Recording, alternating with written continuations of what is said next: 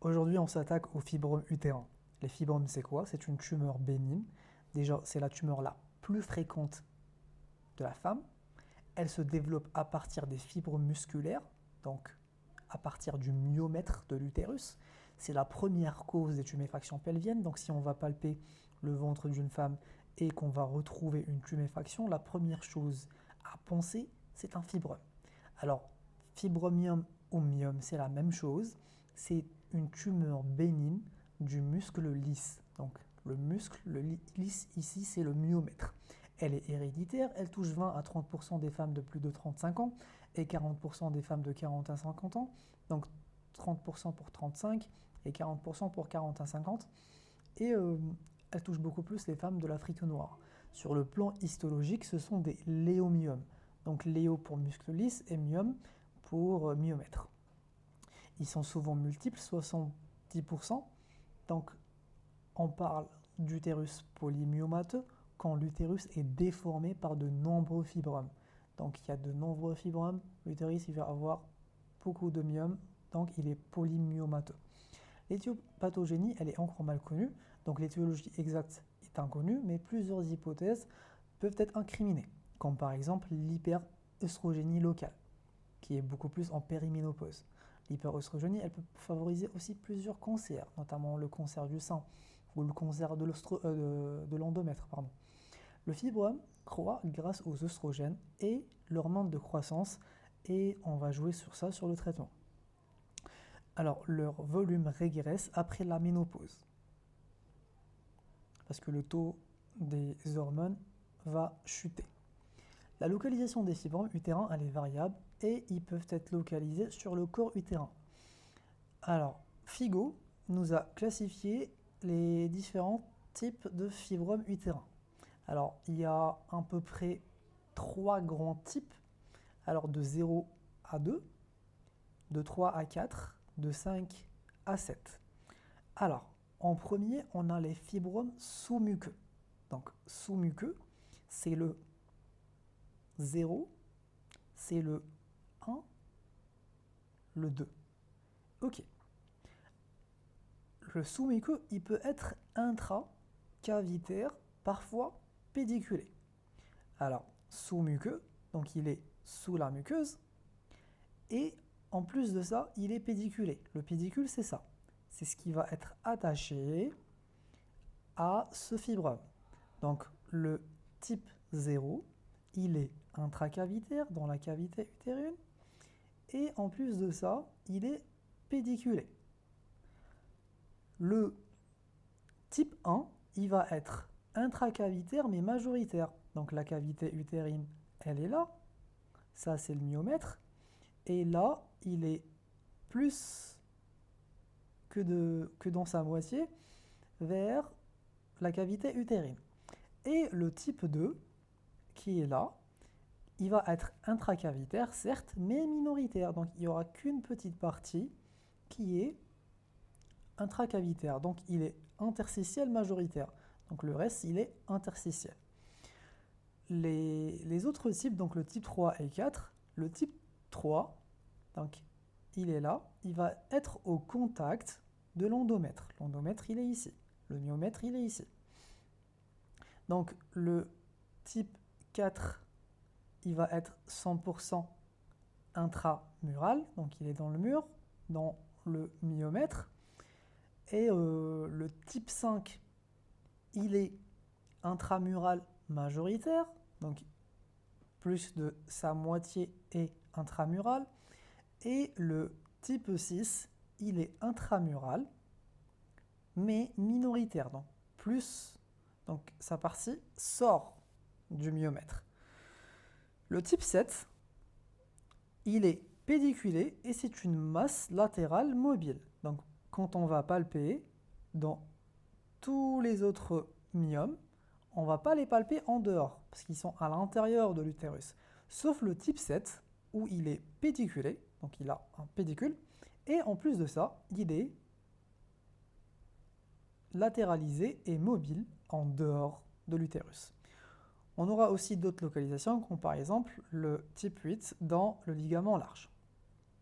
Alors, donc, on a classer les fibromes en sous-muqueux, donc qui va se développer sous l'endomètre, en intramuqueux, donc appelé aussi interstitiel, et en sous-séreux, donc à l'extérieur de l'utérus. Alors, les fibromes sous-muqueux, qui sont ceux-là, leur complication la plus fréquente des fibromes sous-muqueux est la métrorragie. Ils sont proches de la cavité utérine et vu qu'ils sont juste ici, ils vont saigner et ça va couler et sortir. Et ça va donner des métrorragies. Les fibromes fibreux intracavitaires nécessitent le plus souvent un traitement chirurgical. Donc intracavitaires, ceux-là, ils vont nécessiter un traitement chirurgical parce qu'ils vont résister au traitement progestatif. Pourquoi on donne des progestatifs? Parce que pour combler les œstrogènes qui vont donner un effet croissant sur la masse du fibrome, on va donner des progestatifs. Les sous-séreux, alors ils peuvent être sessiles ou pédiculés, et par contre, ici, ils ne vont pas donner de métrorragie. Ok. On peut aussi avoir des fibromes isthmiques, donc ils vont être sur la paroi utérine, comme on l'a dit. Le diagnostic. Donc, ils sont souvent asymptomatiques et de découverte fortuite, parfois responsables de quoi? De troubles menstruels, donc de dysménorrhée tardif, de ménorrhagie, des règles abondantes et prolongées, parfois de ménométrorragie, d'hydrorrhée, donc en cas de myome ou de fibrome sous-muqueux par inflammation réactionnelle, il va saigner, mais il va donner un liquide plutôt visqueux. Les troubles urinaires, si fibrome antérieur, donc polyacurie, incontinence urinaire. Donc si un fibrome va bloquer l'urètre, l'urètre, ça va donner des troubles urinaires. Et ensuite, il peut aussi donner une sensation de pesanteur pelvienne, des coliques type expulsif, etc. etc. Donc l'examen clinique, on va faire un toucher vaginal combiné à un palpé abdominal.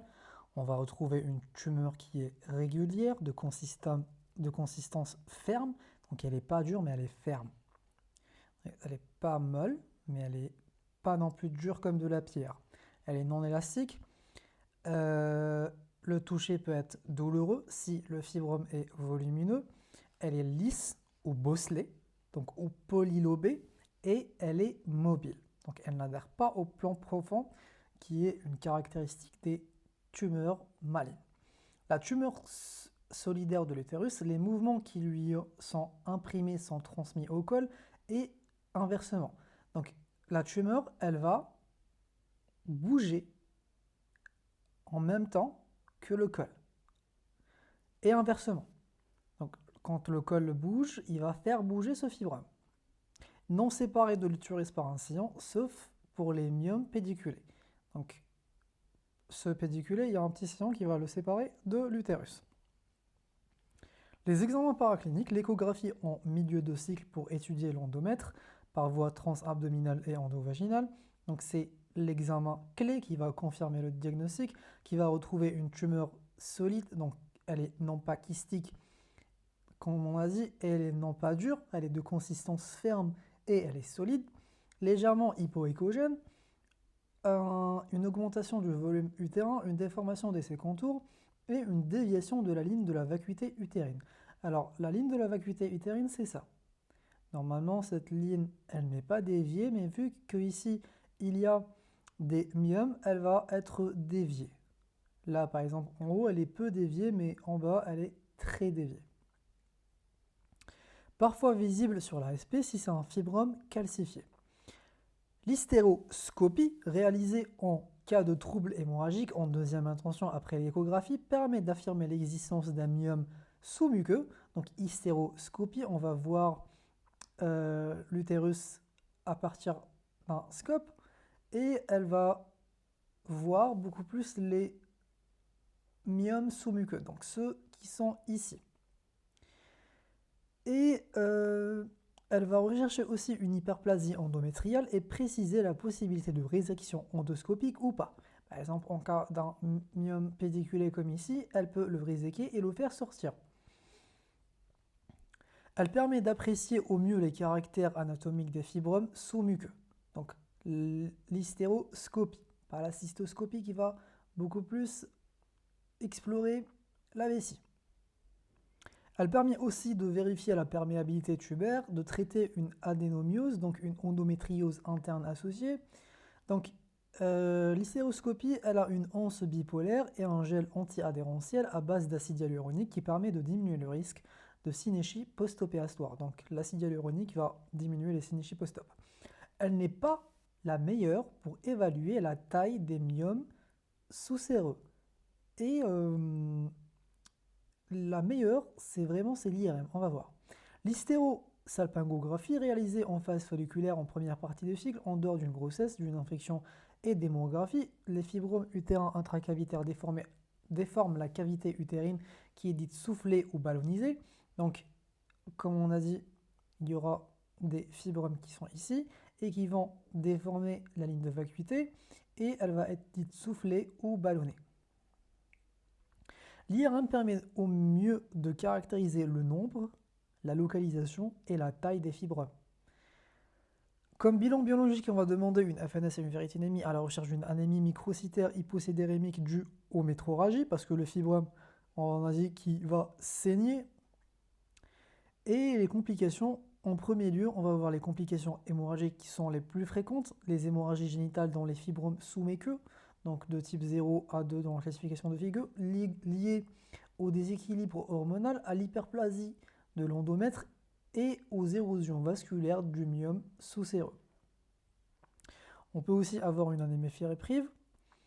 La complication mécanique d'un fibrome, donc ça va être tout ce qui va être en relation avec les compressions, donc il va pouvoir comprimer l'urétère par un fibrome inclus dans le ligament large, donc ça va bloquer le passage des urines qui vont stagner et essayer de remonter jusqu'à donner une hydronéphrose.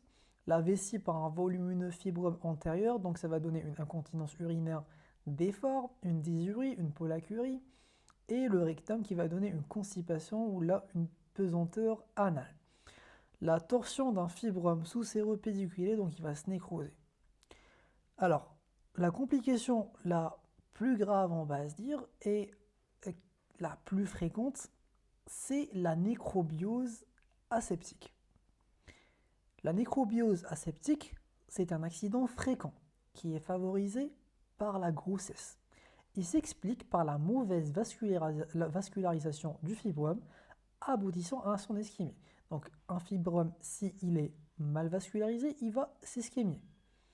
On assiste à un tableau d'infarctus aigu du fibrome associant 3 signes. Donc des douleurs intenses, comme dans toutes les ischémies, un syndrome toxi-infectieux avec une température de 38 à 39, une pâleur, et un fibrome augmenté de volume. À l'échographie, on va avoir une image en cocarde avec une zone centrale hyper échogène de nécrose. Donc en échographie, si c'est hyper échogène, c'est-à-dire que c'est inflammé, avec une couronne d'œdème. Et là, le traitement jusqu'ici, il est médical.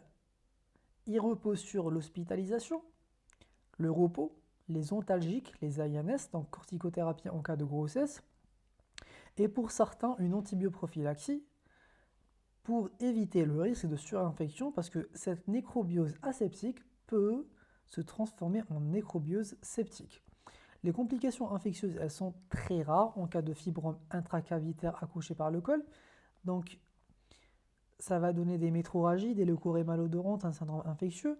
Donc, la nécrobiose aseptique est exceptionnelle pour le pédiculé. Donc, le pédiculé, celui-là, il risque de se tordre. Il va se faire une torsion et se faire une ischémie, se nécroser. Et on a aussi un risque de dégénérescence maligne, mais qui est exceptionnel, voire quasi nul. C'est ce qu'on appelle la dégénérescence sarcomateuse. L'augmentation de volume rapide d'un fibrome utérin doit faire évoquer un sarcome. Donc si un fibrome va augmenter de volume trop rapidement, là, on doit faire évoquer un sarcome, même si c'est une complication qui est exceptionnelle, voire quasi nulle, mais on ne peut pas passer à côté de cela. L'infertilité, donc infertilité, non pas stérilité, parce que dès qu'on va retirer ce fibrome, ben, la fertilité va réapparaître. Et on va aussi parler des fibromes et grossesses. Classiquement, il existe une augmentation du volume des fibromes et du risque de nécrobiose aseptique. Pourquoi? Parce que déjà, les grossesses, on va avoir une augmentation des hormones, donc ce fibrome va encore augmenter de taille. Alors, les autres complications, le fibrome peut gêner le diagnostic d'une grossesse jeune, il peut aussi favoriser les présentations dystociques, parce que un fœtus dans une cavité utérine libre, il ne va pas être aussi à l'aise qu'un fœtus avec un gros fibrome à côté. Il va le gêner, donc il va changer de position et il va donner une présentation dystocique. Une dystocie dynamique lors du travail.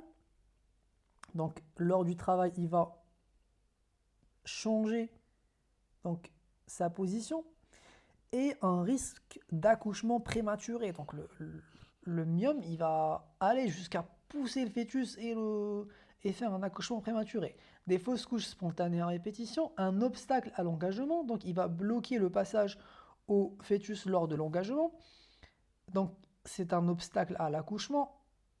Le risque d'augmentation d'hémorragie de la délivrance par mauvaise rétraction utérine, donc un utérus qui est myomateux ou polymyomateux, il va avoir du mal à se rétracter, donc on doit faire une surveillance accrue de la délivrance. Les myomes peuvent coexister avec un utérus de volume normal, si c'est des petits myomes. Tout geste chirurgical, une myomectomie, est contre-indiqué durant la grossesse ou au cours d'une césarienne. Pourquoi? Parce que la myomectomie est une intervention très hémorragique. Donc ici aussi, la patiente va saigner, on ne va pas encore la faire saigner pendant la grossesse. On doit attendre la fin de la grossesse. En général, le fibrome va involuer après l'accouchement, dû aux chutes des hormones. Aucun traitement à titre préventif n'est indiqué. Le fibrome subit parfois précocement une dégénérescence œdémateuse. Après polymyomectomie, la rupture utérine devient un risque majeur pour les grossesses futures. Pourquoi? Alors, imaginons que c'est cet utérus qu'on a, donc c'est un utérus qui est polymyomateux, donc il y a beaucoup de fibromes, et on va les retirer un à un. Donc on va retirer celui-là, on va faire un trou ici, un trou ici, un trou ici, un autre là, et un gros ici. Et après, il va y avoir une grossesse. Bah, cet utérus, comparé à un autre utérus qui est sain, avec lequel on n'a pas fait de trou, bah, il va être plus fragile. Et donc, il va être plus à risque de faire une rupture utérine. Les traitements, alors on peut faire soit l'abstention, donc on ne fait rien avec une simple surveillance.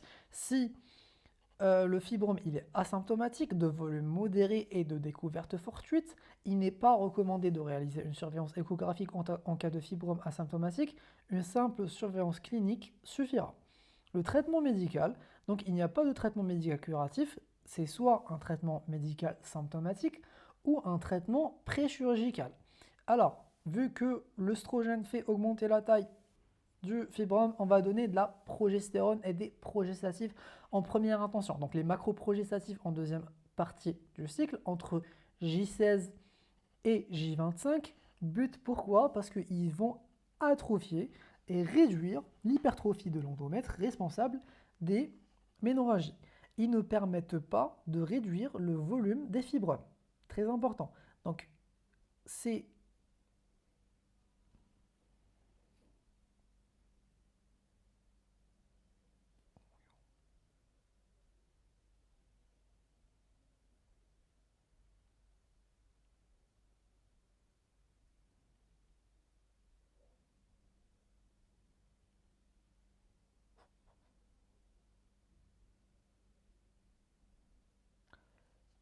Alors, le traitement médical, il n'y a pas de traitement médical curatif, c'est soit un traitement symptomatique ou un traitement préchirurgical.